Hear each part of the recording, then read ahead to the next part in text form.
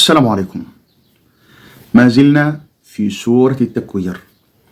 في الفيديو اللي عدى كنت اتكلمت بفضل الله عن آية 4 وإذا العشار عطلت، وقلنا إن العشار لا تعني الناقة، العشار في 10 أشهر أو العشر يعني. وضحنا بفضل الله ما معنى عشار، وقلنا إن عشار هو كل ما هو مألوف أو اعتدنا عليه سيعطل. دي الخلاصة. هنتقل للآية 5 اللي هي إيه؟ وإذا الوحوش حشرت. طيب، هذا الحديث هنا عن حيوانات برضو، لأن قيل عنها الوحوش هي الوحش. مبدئيا، ماذا قال الخالق عز وجل في كتابه عن الحيوان المفترس؟ قال لك إيه؟ وإذا أكل السبع، إذا أكل السبع أو ما زكيتم، يعني اللي هياكلوا السبع، وما أكل السبع إلا ما زكيتم، اللي أنت تزكيه من اللي أكلوا السبع، يعني ربنا ما قالش وحش. طيب، أمال إيه معنى وحوش؟ إيه معنى وحوش؟ أولا لازم نعرف حاجة، إن الحشر هيحدث بعد النفخة الثانية. الحشر هيحصل بعد النفخة الثانية. النفخة الأولى صعق من في السماوات والأرض، كله هيصعق هيموت إلا ما شاء ربك. اللي عايزه ربنا قائم هيبقى قائم معاه في الملك، لكن كله هيصعق هيموت. تيجي النفخة الثانية، إذا أنتم قيام تنظرون. ليه الناس ليه الخروج في النشأة الثانية؟ ليه الخروج في النفخة الثانية؟ ليه مهمة واحدة، وهي مهمة العرض الأكبر، مهمة الحساب. أنت رايح تحاسب، أنت هتروح محكمة. يعني الحشر ده ربنا وضعه يوم القيامة عشان نحاسب، جه الحساب. سؤال، هل الحيوانات ستحاسب؟ ربنا قال لك إنها تحاسب؟ هتقول لي في الأثر في حساب حيوان، وبعد كده كوني ترابا. لحظة معايا، اقف هنا. الخالق إذا حاسب مخلوق يجب أن يرسل له رسل وكتب، ويعلمه بأنه خالق موجود، ويعطيه قوانين افعل ولا تفعل، ويعطيه حرية في الاختيار بين افعل أو لا تفعل. وبالتالي أعد له ثواب وعقاب، أعد له جنة وأعد له نار. افهم دي كويس، إن الخالق أعد لك الجنة وأعد لك النار، أعطاك قانون معين، وقال لك مطلق الحرية في الاختيار بين ذاك وذاك، تاخد ده أو تاخد ده أو تترك. فهل الحيوان ربنا بعت له قانون وقال له افعل ولا تفعل، ولا اداله غريزة وذللناها لكم وسخرها لينا كتذليل؟ طب بعد التذليل ده ربنا يحاسبه؟ معلش، استخدم عقلك. هنا مشكلة كبيرة جدا انك تقول ان الحيوانات هتحشر. طب ليه الوحوش بالذات؟ ليه الوحوش هتحشر بالذات؟ طب فين باقي الدواب؟ فين باقي الحيوانات؟ العملية لا يقبلها عقل، لا يقبلها عقل. طيب، ده انا قلت اللي عندي والله مجرد خاطرة، بس في القرآن الكريم ما شفتش في قراءة القرآن الكريم كله بفضل الله وفهمي لمعاني الكلمات، ما وردش قدامي شيء ان الحيوانات لها كتبة بتكتب عليهم أعمالهم، وفي رسل ربنا أرسلها للحيوان عشان يعلمها بوجوده سبحانه وتعالى، وعلشان خاطر يقول لهم أنا هبعت لكم قانون افعل ولا تفعل. وما ادهمش عقل برضو للاختيار، ولا ادهم عقل وأنا مش دريان؟ الله أعلم بقى. إذا كان عندك فلسفة أخرى قولها، أنا ما عنديش فلسفة، أنا عندي واقع حقيقة من القرآن الكريم بفضل الله ومن علم الكلمة. فالحيوان غير مكلف، خلص الكلام. طيب، امال ايه قصة الوحوش هنا؟ امال ايه ربنا قال لك وحوش؟ المشكلة انك انت عايز تفهم القرآن بكلماتك انت المشتقتها، يعني اللي انت جبتها، فعايز تخلي القرآن يطوع ليك انت او لفترة واحدة. القرآن نزل صالح لكل زمان ومكان، كلمات الخالق صالحة لكل زمان ومكان. طب ليه ما عرفناهاش؟ ليه ربنا جابها بالغموض ده؟ مفيش غموض، بسيطة. ربنا بيبعت لك علم معين بيخليك تكتشف الغموض ده وتعرفه.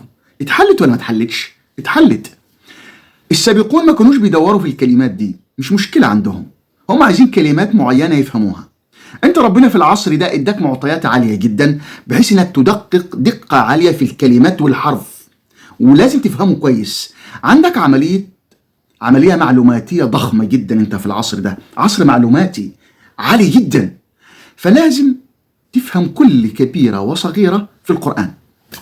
كل شيء ربنا يخليك تفهمه في الفترة اللي انت فيها دي، لأن دي فترة النهاية، وانت في فترة علم المعلومات. انت في المعلومات، انت في عصر، اعتبر انت في عصر القرآن. ايوه انت في عصر القرآن حاليا، انت في عصر القرآن، لأن القرآن معلوماتي، كله معلومات، علم عالي جدا. انت في العصر ده، اعتبر نفسك في عصر القرآن. قمة فهم القرآن هتفهمه في العصر ده، في الوقت ده إن شاء الله، لأن ربنا أراد لك ده. أراد لك إزاي؟ عن طريق العلوم المختلفة اللي بتكتشف واللي بتعرف وتقدر تتعلمها بسهولة. من ضمن العلوم دي الخطوط، إنك تقرأ الخطوط القديمة والحديثة وكله، فبتلمها بعلوم متعددة. طيب ده كان استطراد. ما معنى وحوش باختصار؟ وما علاقتها بالحشر؟ هنا الموضوع. ركز في الحشر. حشرت، مين اللي هيتحشر؟ الحشر ده مكتوب على مين؟ على اللي هيتحاسب. مين اللي هيتحاسب؟ كل من وجب عليه الحساب، ربنا خلقه عشان يتحاسب. ما ده معنى الوحوش. ده معنى الوحوش. معناها ايه بالظبط كده في الخط المصري القديم في علم الجذر الاول الكلامي؟ معناه كل ما هو أسس للعرض أو وجب عليه العرض. يعني إيه العرض؟ المحكمة. كل من وجبت عليه محكمة هيدخل المحكمة الإلهية. وكل من سجل له بلى ورسلنا لديهم يكتبون وأرسلنا نذير وبشير، كل دول لهم محكمة. إيه لم يرسل له نذير ولا بشير ولا ما فيش رسل بيكتبوا، ما فيش محكمة. هحاسبه زي ربنا، وما ربك بظلام للعبيد سبحانه وتعالى. ما ظلمش حد. لازم يبعت لك حاجة تعرفك ويوضع لك قانون ويحاسبك بناء على ده. طيب يبقى إذن الوحوش هو كل ما أسس أو وجب عليه أو أنشئ منذ القدم للعرض، يعني منذ القدم حتى قيام الساعة. كل ده هو ده اللي هيحشر. كل من وجب عليه العرض. ما هو العرض؟ هو العصر، يوم العرض الأكبر، إن الإنسان لفي خسر. يوم الحشر ده، يوم الحشر. فهمتي؟ والله تاني برضو، دي مجرد خاطرة لك أن تقبلها ولك أن ترفضها، لكن ما أبحث به بفضل الله هو علم كلمة، مش علم أرقام ولا علم فلسفة. علم كلمة، وبربط علم الكلمة بالفهم العام في القرآن الكريم كله. ما باخدش جزء واحد بس. ركز معايا في الحشر، ركز معايا في كلمة الحشر. الوحوش حشرت. طب انت لو هنحشر احنا الحيوان، ليه الوحوش بالذات بس هي اللي هتحشر؟ طب باقي الحيوانات مش هتحشر؟ هجيب لك قصة في شيء موجود في القرآن الكريم، دي عاد من خلال فهمي، اللي هي ربنا لما قال لك عن الكافر سيقول يا ليتني كنت ترابا. ففي الأثر إنهم لما شافوا الحيوانات بيجي التراب فقالوا يا ليتني كنت ترابا. هقول لك إيه معناه هنا بفضل الله. في النفخة الثانية إحنا هنصحى، هنخرج من الأرض، هننسل من الأرض كالنبات. هل هتخرج معنا الحيوانات؟ مفيش حساب ليها، مفيش حشر ليها، مش هتطلع. في غير الإنسان والجان هم اللي هيحشروا ويحاسبوا. طب الحيوان هيروح فين؟ ما خلاص بيجي تراب، ما طلعش. فالكافر في المحكمة شاف كل شيء قدامه، الحساب العسير ده، وبعد ما اتحكم عليه وهيروح النار يقول ايه؟